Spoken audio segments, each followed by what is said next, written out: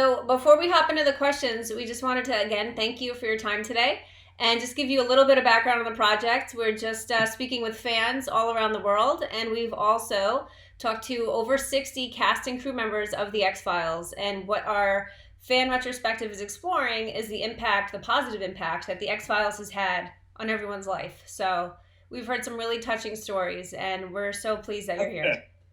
That's. I'm sorry, I jumped on you there, but I love hearing that. I love hearing that it had a positive impact on a lot of people's lives, and I've experienced that from conversations with folks too. So it's pretty cool. And we've been so grateful to hear the stories and literally from all over the world. It's been so much fun. Cool. Well, I'm glad. This is really cool. You all are doing this. I talked to Chris yesterday about it. He was pretty impressed by you all. So thank you for sharing that with us. That's great. That's So really cool. That's why I'm talking. Yeah, I was really excited when Don came on me yesterday. Still, he told me to. He said, "Talk to him." He's still controlling me. He's still my boss. Well, we're grateful. I mean, we're just a couple of fans. Okay, sounds good. So you're one of the longest running characters on the show. Do you remember how you originally prepared, or what the favorite part of being your character was? I think it was his moral compass, his integrity, his strength of character. And I think having been a Vietnam veteran, I think lent itself to a lot of who he was, and the way he carried himself, the way he handled himself, the way he dealt with Mulder and Scully, the love that he developed for the two of them. Maybe you didn't always see it, but they were strong in his heart. And I've as I've said, I think time and again, he was their champion. Within the FBI, and so I just his dedication to them. I think he put himself at risk of loss of life and limb, numerous times for the two of them. So that I think that spoke a lot to who he was. You got a really great episode in Kitten that really focused on your character. Gabe Rodder, God bless him. I'll tell you how that happened. Tell us. Go ahead. The 6-episode special event season that we did, I was like, there wasn't a whole lot of Skinner in. And I was standing, and Chris was at the monitor one day, and Gabe was standing there, and I said to Chris, "Is Skinner hard to write for?" And he goes, "What do you mean?" I said, "Is he just not interesting, or do you guys not like writing for him? Because there's not a whole lot here, And I understood it because it was it was 6 episodes. They had a lot of stuff they had to cram in there, so. There were certain characters that they couldn't be serviced as much as others, and of course Mulder and Scully are the focus of the show. So but Gabe was standing there, and he told me later on when Kitten came about, he said that conversation that you had with Chris, I was thinking to myself, he deserves an episode. He deserves to have more than he's getting, and that's why. And he actually wrote that episode, hoping that they could get it into that 6-episode season, but it didn't. Of course, there was no way. Then when we came back and did the 10. Chris was like, "Absolutely, let's do it," and I was very thankful of that.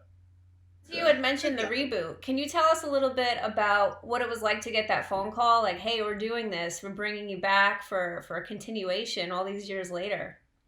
Well, I've been hearing, some rumors, that there was some interest in doing it, and as I'm trying to think I think my wife knew before I did. I think she ran into Chris at a restaurant, and he said, "Is Mitch ready to go up to Vancouver?" And she was like, "What?" That may have been the last movie. I may be getting confused here with that, but that did happen. I think it may have been the second movie. But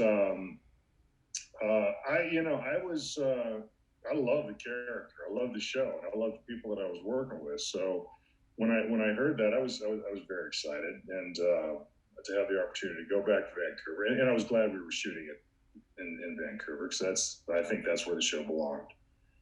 I know we had to bring it back to LA for a couple of years, but to me it just didn't have the same look, the same feel as we had when we were shooting up there, because just the look of Vancouver, the wet streets, the mist, the fog, the rain. It was another character of the show. It really was, So it just had a different look to it when we took it to LA. What was it like? The X-Files really was a phenomenon once it really kicked off in the early '90s. What was it like being part of such an incredible phenomenon, without lack of a better term? It was, we didn't see it coming. Was it the second season that we won the Golden Globe, or was it third? Second or third? I'm not sure. Second or third. It was early. I don't pay attention to awards. I'm not a big fan of awards. I think we have too many of them. I mean, that's another story. I get in, talk about that for hours. But I just think we pat ourselves on the back too often and too hard. But that's, like I said. But I was in a restaurant, and somebody was like, "Well, congratulations!" And I was like, "For what?" I don't even think I knew that we were up for the Golden, because I wasn't that involved in the show at that point. I was kind of like coming in a little bit here and there. But somebody goes, "Congratulations," and I was like, "For what?" He goes, "You guys won the Golden Globe," and I was like, "Oh, oh."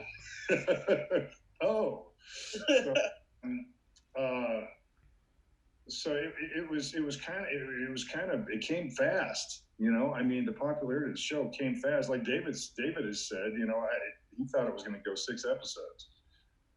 I mean, he was like, who wants to watch a show about this? Well, a lot of people did. I mean, it was pretty cool. It was very cool. But then again, it got to the point where we were working so much, and the schedules were so heavy, and we had four crews working at one time. So it got to the point where we were like a little too busy to even think about all that stuff. But we were in the middle of it, and it was we were having a ball, and we were in Vancouver, and it was great. I got to work with Kim Manners and Rob Bowman. I was just talking to Bowman the other night, and he reminded me. He goes, because I was talking to him about how what a great show I'm working on now, and how wonderful everything it is. He goes, "I don't care what you say. There's never going to be a more wonderful moment than," because he directed this episode. He goes, "Then when you walk into the room on paperclip and tell cigarette smoking man to pucker up and kiss your ass." Because he called me as soon as he said that. He told me just the other day. He goes, "When Chris wrote that line, he was so excited. He called Bowman immediately. It was like, listen to this line. This is what I'm going to have Skinner say CSM." And then Bowman was just excited as he was. And then when I found out about it, I was like going, "This is perfect. This is just perfect." So anyway, that's one of my favorite. What were some of the other memories from the set that you could share with us? Funny ones, touching ones, interesting ones. What do you got? Well, I mean, the biggest one for me is I'm not even sure what episode it was. We were shooting out at Brittany Beach, but what is it called? Britannica Beach, whatever it is. Out at the mines. We were shooting out at the mines, and they had a restaurant set up out there, and there was a scene with David and Jillian and myself, and you guys have heard this story, I'm sure, a million times, but we're on set, and I see this little redhead in a cocktail in a waitress outfit, and I was like, David, who is that? And he said, "That's Arlene." And Chris had asked Arlene to play a waitress because Chris loved Arlene. Everybody loved Arlene. But Chris asked her to play a waitress in this scene, and I had never seen her before because she was always on second unit being Scully, And I'll tell you, I don't know if you guys know this, but a lot of times when you think you're looking at Jillian, you're looking at Arlene. She got to the point where she could move almost better than Jillian could as herself, but she had her down really good. And she spent a lot of time, doing that. But anyway, so I see this little redhead in a waitress outfit, and I said to David, "Who's that?" And that's Arlene. And I was like smitten. It was like the Thunderbolt thing. I was like, he says I didn't say this. I think I remember saying this, and if I didn't say it, I was thinking I'm going to marry her. Then we got married 8 months later. Wow. So, yeah, no, I mess around. I had never thought I was going to get married again. I had no intention or desire to ever get married again. But she walked in the room, and I was on the floor. So here we are, 25 years later, we're still married. So we were hoping you were going to mention that story. That was one of our questions. Yeah, I love that. I've heard that story before, and I think it's great. I didn't realize though Arlene she was a double at that point already for Jillian. She doubled for her on the pilot. When you yeah, you know that when he's looking at her back at the wound on her or whatever's on her back there in that first episode, that was Arlene. How was it like working with her on set? It was goofy because she just couldn't keep a straight face. She'd walk in and have a line to me like, Assistant Director Skinner or whatever, and I turned to her and looked at her in character, and she would just start laughing, because it was like it's so different from who I am. And I said, "Baby, you can't do that. You gotta like say the line and then go out."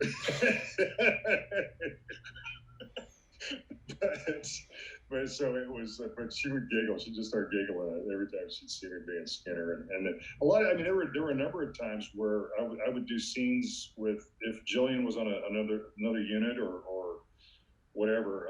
I'd do scenes with Arlene where you were looking at the back of her head, and I was you thought it was Scully, but it was Arlene. And also, I don't know, you remember in Hollywood AD the scene with where Scully is supposed to be showing Taya how to run in heels. That was Arlene running back there in the background, running back and forth. Poor Arlene. But she loved it. She loved it. She was, she loved working on the show, and so it was pretty cool. So Carly had mentioned that we've heard a lot of great things about you, not just from the people we spoke with, but from your fans. So if we could talk about your fans for a minute.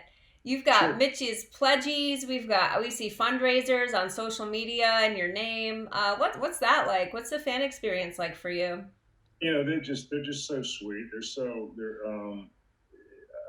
When we were doing cons, in-person cons, they would fly all over the country, to be at these things, and it was.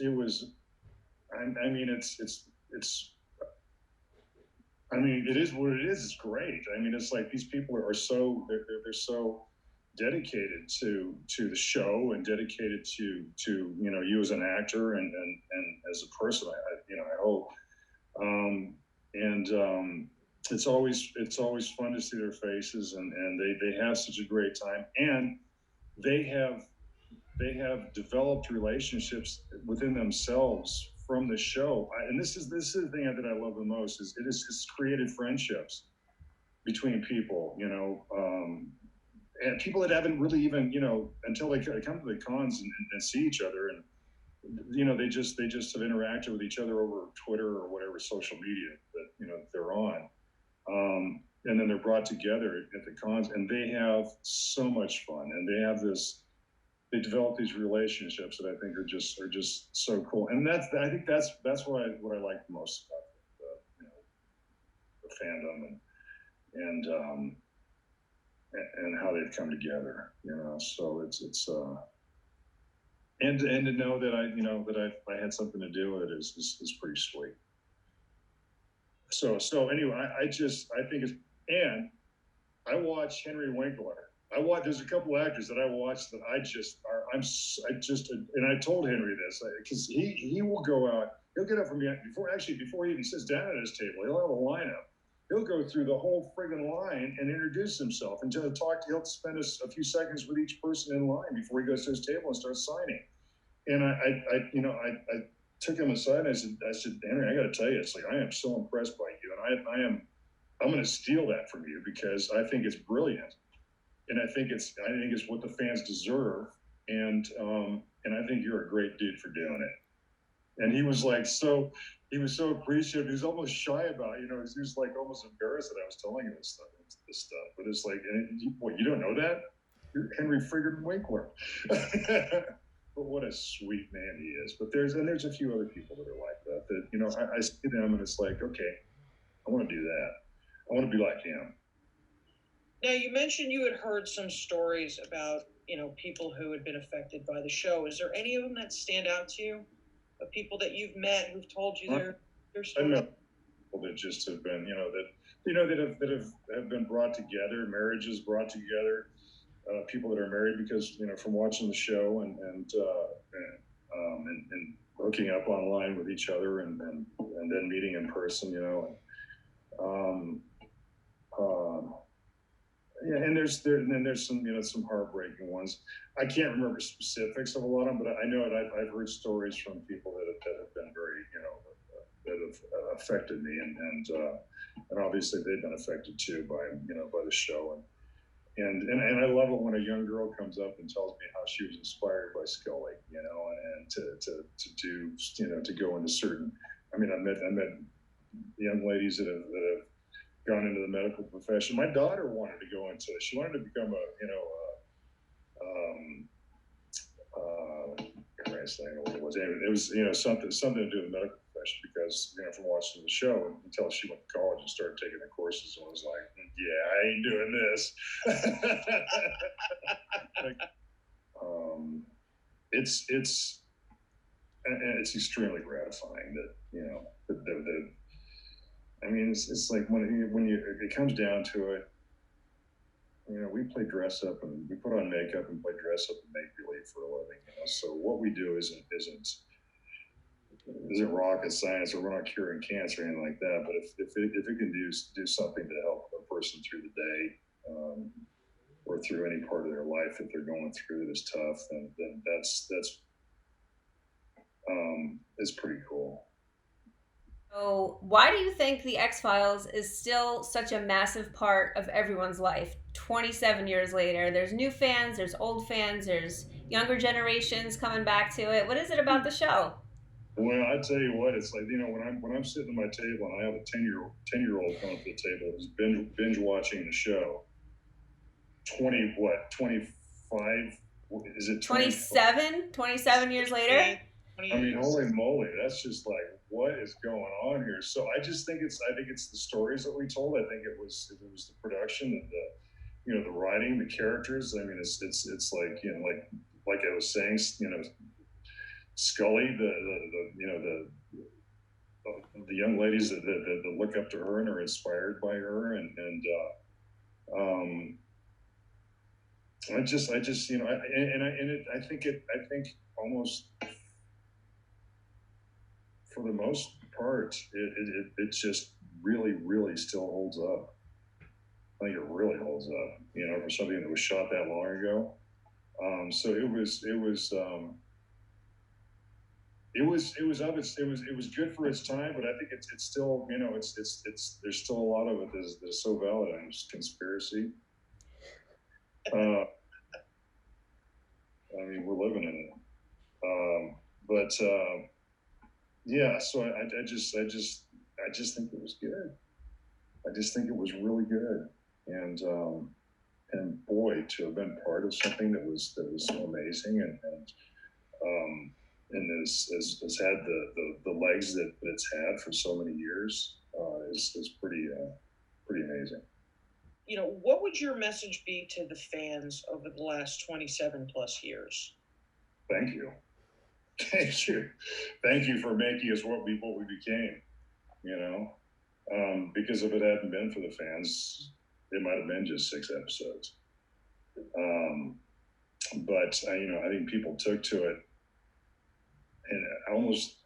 I mean, I don't know. You know, I guess the ratings weren't nearly what they became, but. You know, I had a friend of mine before I started doing it, another actor who was like going, "Man, have you read for this, or have you seen this X-Files show?" And I was like, "No, I haven't. I don't know anything about it." And he was just like raving, and he was like going, "Man, I hope I can get in on it." He goes, and he was like going, there's this girl playing this FBI agent on it. He goes, it's just like she's so real and so fresh and so different from what you normally see in a leading character on a show, and so I got to live it. I got involved in it, and I got to be part of all that. But it's just No, thank you for sharing it. We appreciate it. And I'm glad I talked to you all, and you're very sweet, and I do. All right, sounds good. Stay good. safe. You guys have fun with this. Thank you. We are. We definitely are. Good. All right. Thanks, Mitch. Thank you, Mitch. Bye-bye.